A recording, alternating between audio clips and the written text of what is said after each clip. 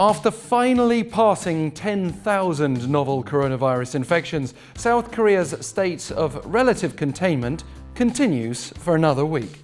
And just take a look around. Every day in the South Korean capital seems to edge back towards business as usual, especially where office workers are concerned.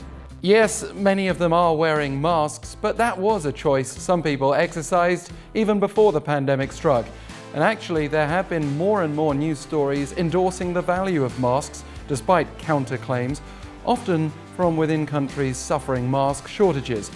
From my perspective, it continues to get easier to access masks using the staggered purchase model system here. For some foreigners, this has been a problem though, because they don't necessarily have access to the state health insurance system upon which the mask purchase model is based. But in the last few days, Seoul City came up with a solution to provide 100,000 filter-replaceable face masks to those foreign residents who've been sidelined. Not that foreigners have been a significant factor in the local outbreak. Of the so-called imported cases, the vast majority have been Korean nationals returning to this country. But as the global pandemic continues to worsen, South Korea has enforced stricter measures affecting anyone traveling here from anywhere. This is not a blanket ban, though entrants from overseas are subject to 2 weeks of quarantine.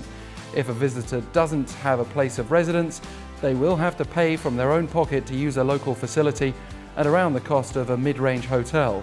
And everyone in isolation must install a mobile app that allows them to be monitored in real time, under the threat of strict punishment for non-compliance. Amid the global self-isolation trend, it's not exactly time for a holiday anyway, but what about everyday life for locals? Schools remain closed here, but they will get underway online from April 9th. There are concerns about this though, like ensuring full access. What about the 170,000 students who don't have any kind of smart device, according to the government's own data? There is a plan to provide devices and connections to those in need, but it will be a challenge to ensure no one misses out. Like, what about families that have devices but not quite enough? Plus, kindergartens and childcare centres remain closed indefinitely, and the strain on many families to balance everyone's needs would appear to be significant. Of course, this is a challenging period generally. Yet the April 15th general election is still happening, despite concerns that the coronavirus situation could skew the outcome in all sorts of ways. And with the authorities pushing ahead anyway, we're seeing inevitable politicization of the COVID-19 response. A few days back, President Jae-in announced plans for an allowance for the all but top 30% households in terms of income, along with various other central and local government relief plans. Political opponents have accused the government and ruling party of populism, but there's no doubt the economy is feeling the strain here like many other countries.